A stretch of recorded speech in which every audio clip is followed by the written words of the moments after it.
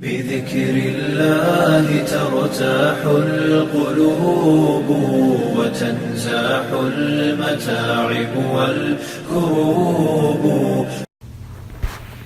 تو اب انشاءاللہ تعالی اس درس میں ہم حضور اکرم صلی اللہ علیہ وآلہ وسلم کا ام المومنین سیدہ میمونہ بنت حارث رضی اللہ تعالی عنہا سے نکاح کو ڈسکس کریں گے. بی بی میمونہ کا پیدائشی نام ایکچولی برہ تھا. حضور صلی اللہ علیہ وآلہ وسلم نے برہ سے میمونہ تجویز فرمایا، اور آپ کے والد کا نام حزن بن بجیر اور والدہ کا نام ہند بنت عوف تھا. تو سیدہ میمونہ جو ہیں وہ حضرت عبداللہ ابن عباس اور حضرت خالد ابن ولید کی حقیقی خالہ تھیں. یعنی ان کی ایک بہن جو ہے وہ ولید ابن مغیرہ کے ہاں بیاہی ہوئی تھی اور اس سے خالد ابن ولید پیدا ہوئے تھے، اور دوسری بہن جو ہے ان کی شادی حضور کے چچا حضرت عباس سے ہوئی تھی، جس سے حضرت عبداللہ ابن عباس پیدا ہوئے. تو عبداللہ ابن عباس اور خالد ابن ولید جو ہے یہ بھی آپس میں خالہ زاد بھائی تھے، اور یہ ان کی خالہ تھیں. اچھا، کیونکہ ان کی جو بڑی بہن تھی ان کا نام تھا لبابہ کبریٰ، یہ حضرت عباس کی بیوی بنی اور اس سے حضرت عبداللہ ابن عباس پیدا ہوئے. اور چھوٹی بہن لبابہ صغریٰ جو ہے وہ ولید ابن مغیرہ کی بیوی بنی اور اس سے خالد ابن ولید پیدا ہوئے. تو یہ دو صحابیوں کی خالہ تھیں اور اس درجے کے صحابی، سبحان اللہ.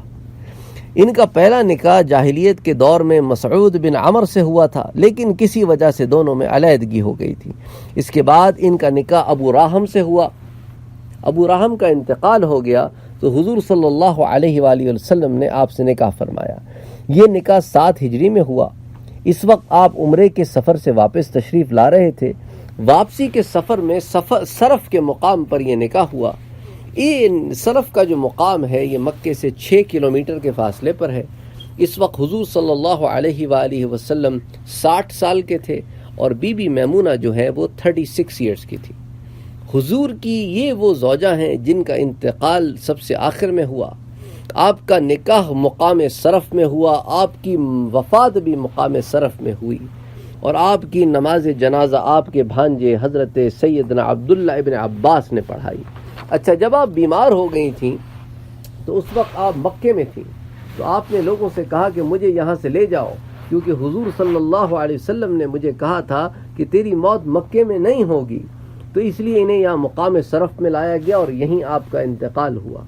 سیدہ عائشہ رضی اللہ تعالی عنہا فرماتی ہیں کہ بی بی میمونہ ہم سے سب سے زیادہ اللہ سے ڈرنے والی اور صلح رحمی کرنے والی ہیں، اور انہوں نے غلاموں کو آزاد کرنے کا انہیں بڑا شوق تھا. تو ایک روز ایک لونڈی کو آزاد کیا تو حضور نے آپ کو بڑے ثواب کی خوشخبری سنائی. اچھا، آپ کبھی کبھی قرض بھی لے لیتی تھیں، چنانچہ ایک مرتبہ قرض لیا، رقم کچھ زیادہ تھی. کسی نے آپ سے پوچھا آپ یہ قرض کیسے ادا کریں گی؟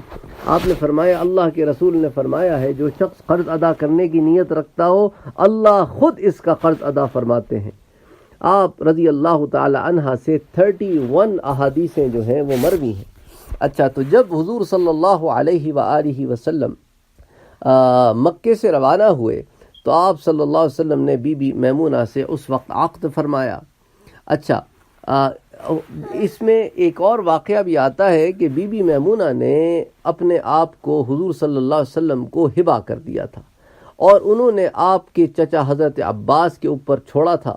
تو حضرت عباس رضی اللہ تعالی عنہ کی جو بیوی ہیں، یعنی ان کی بہن جو ہے ام الفضل جو ہے ان کے سپرد کیا گیا تھا، اور ام الفضل نے ان کا معاملہ اپنے شوہر حضرت عباس کے حوالے کیا. تو حضرت عباس نے ان کو حضور سے بیعہ دیا. ساتھ ہی خود حضرت عباس نے حضور صلی اللہ علیہ وسلم کی طرف سے 400 درہم ان کا مہر بھی ادا کیا تھا. تو ان کو لانے کے لیے حضور صلی اللہ علیہ وآلہ وسلم نے اپنے ایک صحابی کو پیچھے چھوڑا تھا تاکہ وہ ان کو حضرت ابو رافع حضرت میمونہ کو لے کر آئیں. تو مکے کی اوباشوں نے حضرت میمونہ کے ساتھ نہایت بدتمیزی کا سلوک کرنا شروع کر دیا.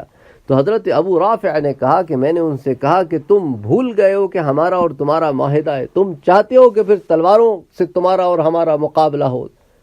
تو اب یہ بات جب انہوں نے سنی تو چھوڑ کے وہاں سے بھاگ گئے. تو بہرحال یہ لوگ پھر یہاں سے نکلے اور پھر مقام صرف میں آئے، اور حضور صلی اللہ علیہ وسلم مقام صرف میں ٹھہرے. جو مساجد عائشہ اور بطن مروہ کے درمیان ایک جگہ ہے، اور یہ صرف کا مقام مساجد عائشہ کے قریب ہے۔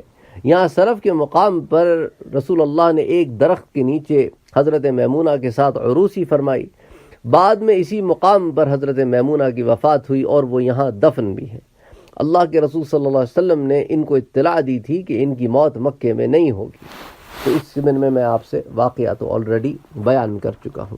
اچھا، اس ضمن میں ایک اور بات بھی علماء لکھتے ہیں کہ حضور نے حضرت میمونہ کے ساتھ جب خلوت فرمانے کا ارادہ کیا تو اس وقت آپ مکے میں تھے، مگر قریش نے اتنی مہلت نہیں دی، اس لیے آپ نے مقام صرف میں ان سے خلوت فرمائی۔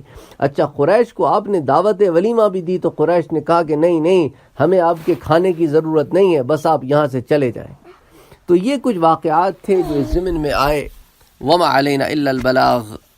بذكر الله ترتاح القلوب وتنزاح المتاعب والكروب